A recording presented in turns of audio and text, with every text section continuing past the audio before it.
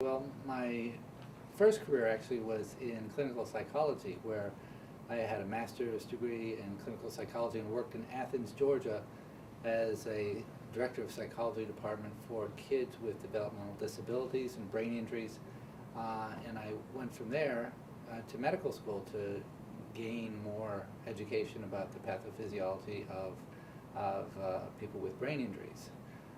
In that process, I learned about the field of physical medicine and rehabilitation and realized that this was a great field for using my psychology background as well as the medicine that has to do with the brain injury, and began to specialize in brain injury.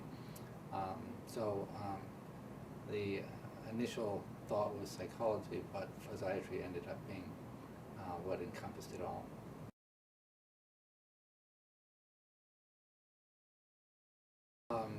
Well, as a specialist in brain injury, we have to coordinate a team of people that take care of those individuals that have significant catastrophic injuries.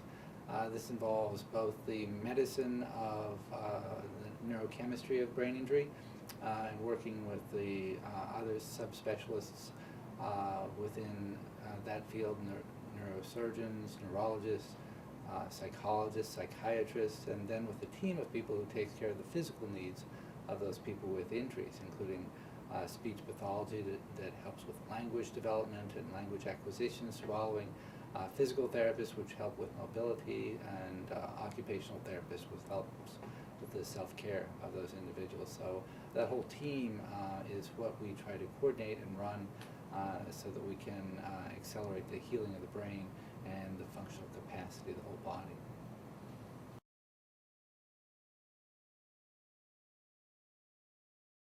I think an academic medical center is an advantage because of the amount of research and information production, knowledge production that occurs at an academic center.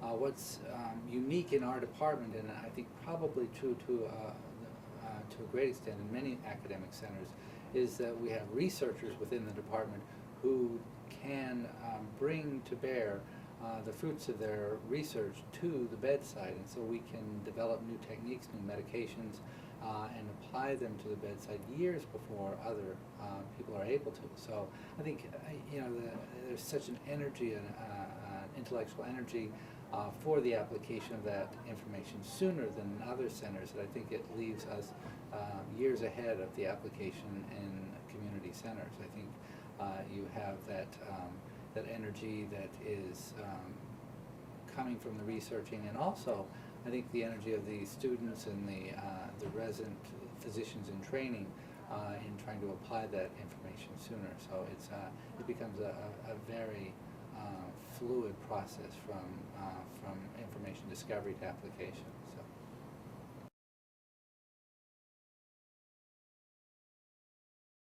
So one of my favorite patients is a gentleman who was living in northern Vermont and had had a brain injury several years before, about 5 years before he heard of my clinic and came to my brain injury clinic. And he had had an injury and was told that he was recovered to the greatest extent that he could be. And he came to me asking whether there was anything else I could do. And because of the subspecialization that I've engaged in, I knew there were a few things that had not been tried that could be tried. He was a painter who couldn't paint, a musician who couldn't play, and a father who was having a great difficulty raising his teenage children. So we did a few things, and I altered his medications and introduced some things that would accelerate the healing and the processing in his brain. And he was able then to begin to play music again and to paint again, and engage in his family more fruitfully. And so he was very grateful that we were able to make those changes. When we finally finished with his care and I was moving from Boston, he brought a present to me. He had had his great-grandfather build a ship for E.F. Hutton, and he had painted this ship. And it was a family legacy, this history of his father having built and sailed the ship for the E.F. Hutton family. And he painted the ship and then brought it to me framed to hang in my office, and it's actually hanging out in the waiting room there for people to take a look at. It reminds me that it's never too late to try to intervene with someone who's had a severe brain injury.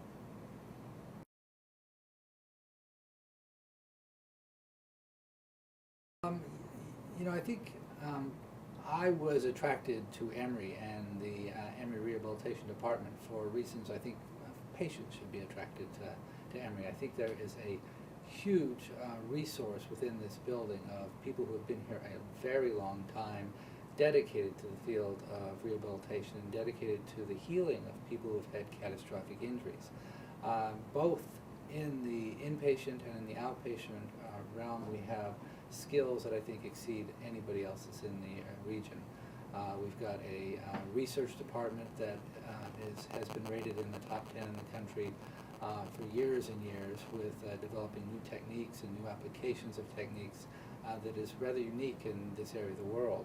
And I think the dedication and the teamwork that goes with a group that has worked together for so many years really shows, and the people who come here and stay in our hospital comment on that all the time. And I think when I look to refer for some subspecialization treatment, it's nice to find someone who's been doing it and is considered the leader in this region, housed in this building.